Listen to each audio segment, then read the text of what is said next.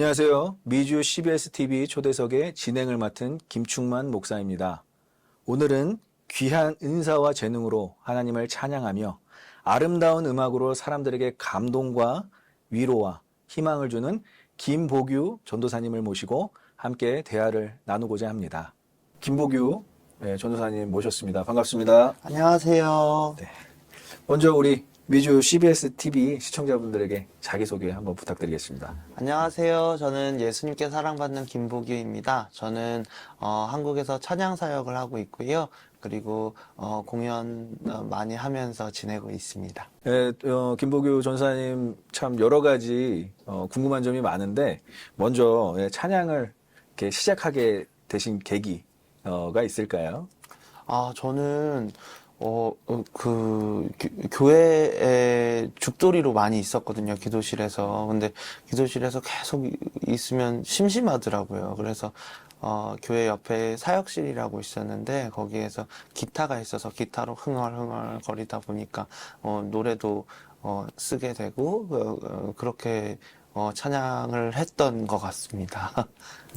사실 뭐 이렇게 겸손하게 얘기하시는데 주옥 같은 대표곡들이 많아요. 이시아에게 뭐 나는 사마리아 여인에게 말을 건다 이런 곡들은 참 그냥 음악을 했다고는 볼 수 없고 그냥 띵까띵까 했다고는 볼 수 없는 정도의 수준인데 그런 음악 활동을 좀 전문적으로 하시게 된 어떤 계기나 아니면 언제부터 그것을 시작하셨는지 좀 알고 싶습니다. 제가 2014년도 때 CCM 루키라는 대회를 나갔었는데 그때 감사하게 상을 주셔서 어떤 상을? 그때, 그니까, 처음에 동상이 지나갔습니다. 그래서 제가 하나님한테, 하나님, 저, 동상도 괜찮을 것 같다. 근데 동상이 약간 멋이 있나? 그런데 동상이 지나가더라고요. 그 다음에 은상이 지나갔는데, 은상은 좀 멋있더라고요. 그래서, 전 저거면 좋겠다고 그랬는데, 은상도 지나가고, 그 다음에 금상이었는데, 설마 금상이면 너무 행복하잖아요. 그래서, 지금 너무 좋을 것 같다고 그랬는데, 금상도 지나가고. 근데 마지막 대상 발표 전에, 거기가 무대, 2층으로 돼 있었는데 거기 2층 위에 하나님이 저를 보시면서 마음속에 씩 웃으시는 것 같다라는 그런 감동을 받았습니다.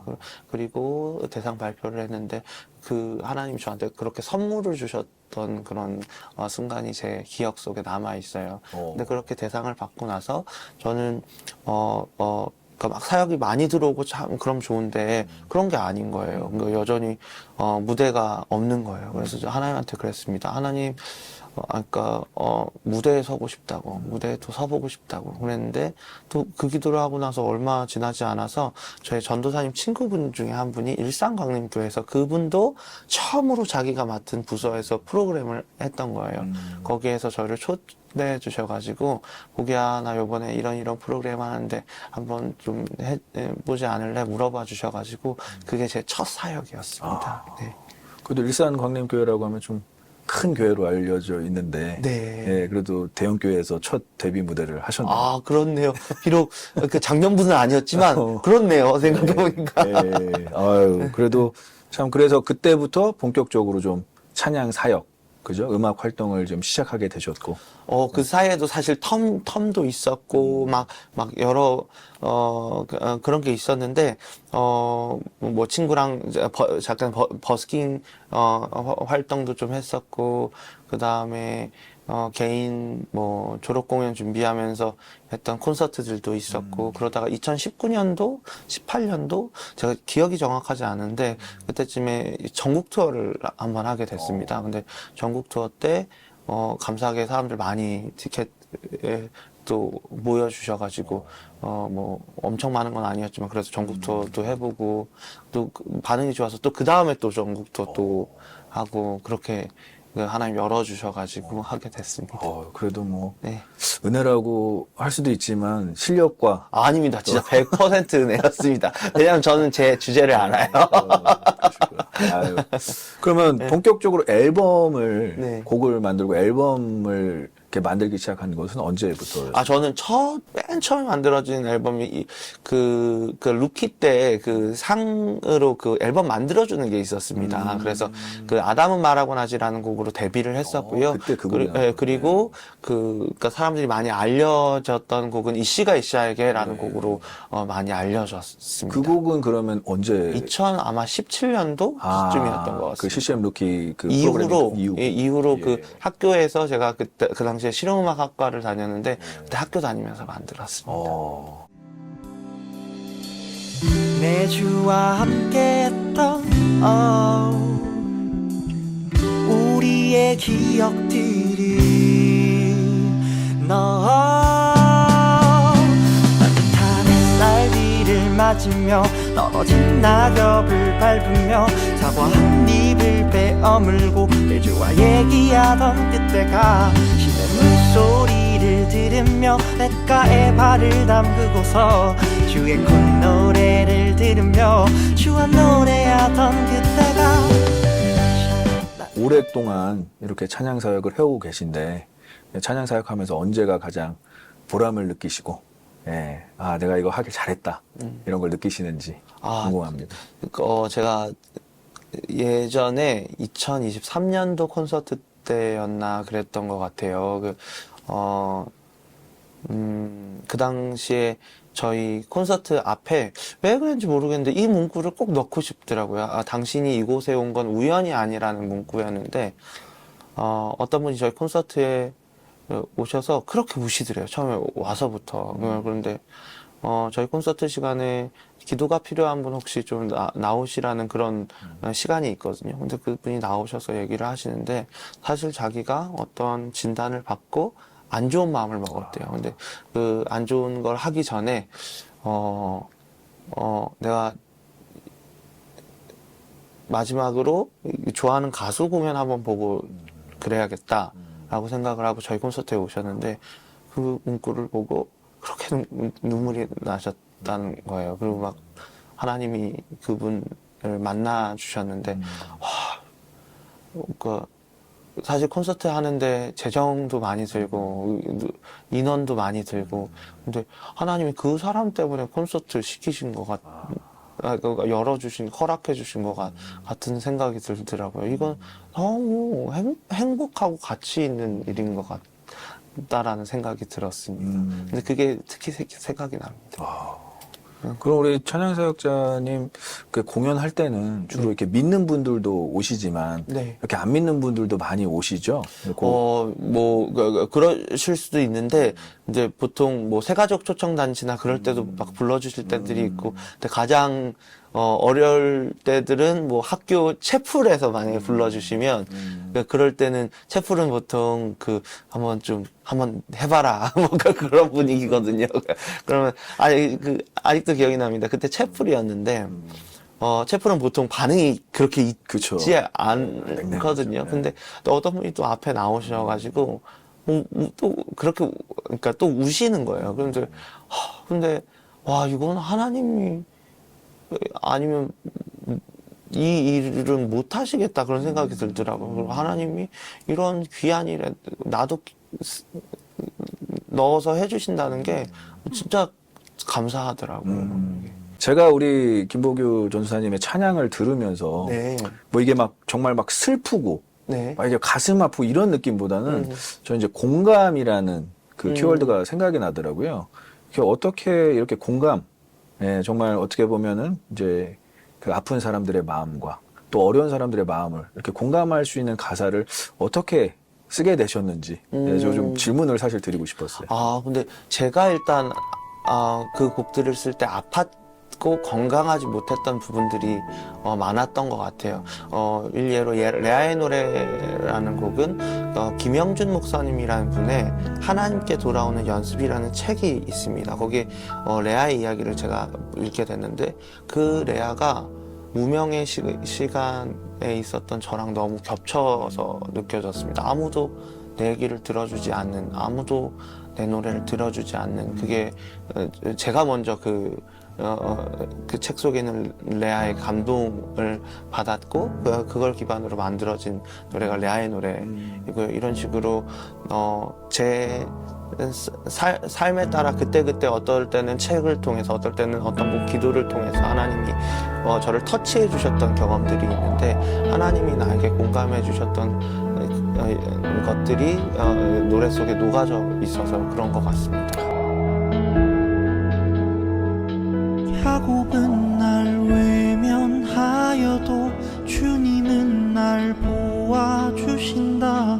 야곱은 날 무시하여도 주님은 날 들어주신다. 야곱은 날 떠나갔지만 주님은 다만 안으신다. 야곱은 날 인정 안 해도 주님은 요즘에 가장 찬양 사역을 하면서 어려운 점은 또 무엇이고, 물론 이제 그럴 때마다 우리가 마냥 또 좌절하고 있을 수는 없으니까, 그러면 어떻게 지금 돌파를 하고 계시고 그 문제들을 어떻게 극복하고 계신지 좀 알고 싶습니다. 저는 재정적인 부분이 일단 그러니까 더 정확히 말하면 미래에 대한 두려움인 것 같아요. 그러니까 하나님이 내 인생을 책임지신다는 걸 머리로 알고 그리고 그걸 경험했던 적도 분명히 있지만 당장 이번 달에 공연이 좀 적게 되면 또 어떻게 하지? 막 인간적인 그런 생각들이 드는 그런 것들. 그럴 때 근데 너무 신기하게 그래서 제가 다른 데로 좀 눈을 돌리려 그러면 하나님이 말씀으로 또 얘기를 해주세요. 그래서 제가 한때 제가 약간 귀가 얇아가지고 또 다른 거에 좀 빠져 있으려고 그랬는데 그때 주보에 이렇게 써 있더라고요. 주의 일에 더욱 힘쓰라. 그래서 빠져나가지 이건 아니구나. 그러면 또 때에 맞춰서 하나님이 만나를 또 부어주시고 그랬던 것 같습니다. 주로 이제 말씀으로 다시 회복돼서 또 이 사역을 감당할 수 있다. 뭐 이렇게. 근데 뭐 주보 속에 있는 하나님의 강권적인 말씀이 필요한 말씀이. 너무 확실하게 말씀하셔서. 그렇구나. 뭐 이렇게 좀 많이 쌩쌩해 보이시고 네. 활력이 있으셔 보이지만 지금 미국에 오신 지 얼마 안 되셨어요, 사실. 맞아요. 그렇지 않으셨어요? 예. 미국에 이틀 전? 3일 전? 예. 그때쯤에 왔는데 지금 시차가 적응이 아직 완전히 안 돼가지고. 예. 근데 미국 와서 또 물론 이제 이 캘리포니아 지역 또 사역하고 계시지만 또 남다를 것 같아요. 이제 미국에서 이렇게 사역하면서 또 보고 듣고 경험하는 것들 또 어떠세요? 또 예전에 왔을 때랑 또 뭐가 좀 차이가 있고 또 어떤 것들을 좀 느끼시면서 처음에 왔을 때는 마냥 신기했고요. 그리고 몇 번 오게 되면서 듣게 되고 보게 되는 것들은 그 삶이라는 게 한국도 그렇지만 여기도 되게 치열하시더라고요. 정말 치열하게 사시고 그리고 저희가 어떻게 보면 그러니까 여기에 주류 민족이 아니라고 하시더라고요. 근데 그 안에서 오는 그런 걸 감당하시면서 살아가신다는 게 되게 어쩔 때는 존경스럽기도 하고 대단하시기도 하고 저는 공연을 하면서 되게 바라는 부분은 하나님이 사실 공연이건 멘트건 다 상관없습니다. 하나님이 운행해 주시고 임해 주셨을 때 그 사람의 삶이 바뀌더라고요. 근데 저희 공연을 혹시라도 보게 되시는 분들이 있으시면 그런 역사가 있었으면 좋겠습니다. 그래요. 네. 한국하고 아무래도 이런 환경이나 네. 또 이런 자연이나 또 사람이나 이런 것들이 너무 다르게 느껴지고 또 한국에서 보고 듣고 느낀 것을 노래로 풀어냈을 때랑은 좀 다른 또 그런 감성일 것 같아요. 뭐 이렇게 미주 지역을 보면서 혹시 우리 김보규 전사님의 곡 중에 가장 생각나는 곡이 있으십니까? 네. 저는 사마리아 여인에게 말을 건다라는 곡을 개인적으로 좋아하는데 저도 그 대답을 원했어요. 네. 사막과 같으니. 그죠. 예. 이 곡은 어떤 선교사님이 중동에 계신 선교사님이 한 친구 위해서 기도해 주셨던 내용 중에 있었던 사마리아 이야기를 듣고 감동을 받아서 쓰게 된 곡이에요. 근데 저는 이 곡 맨 처음에 시작할 때 이런 식으로 시작을 하거든요. 아무에게도 인정받지 못하고 혼혈이네 그들 가운데서도 인정받지 못했던 사람을 찾아가셨던 예수님에 관한 이야기인데 이 곡이 들으시는 분들 마음 가운데 예수님을 만나시는 계기가 됐으면 좋겠습니다. 저도 그 곡이 참 미주 지역에서 울려, 뭐 이미 아시는 분들 많이 알지만 참 많은 분들이 그 곡을 듣고 굉장히 많은 위로와 또 은혜를 받았다고 또 전해주시는 것을 많이 또 저도 많이 들었습니다. 그래서 안 그래도 이 질문은 좀 의도가 있었던 전사님이 그 대답을 해주기를 바랬고 아마 직접 뭐 지금 이 시간에 불러주실 수는 없지만 잠깐 불러드릴까요? 좋죠. 네. 주는 사마리아 여인에게 말을 건다. 기쁨에 차 말을 건다. 하늘 보좌 내려놓고 너에게 오셨네. 나는 사마리아 여인에게 말을 건다. 기쁨에 차 말을 건다. 하늘 보좌 내려놓고 그래 여기에 왔다고. 넌 내게 다시 이리 재촉한다.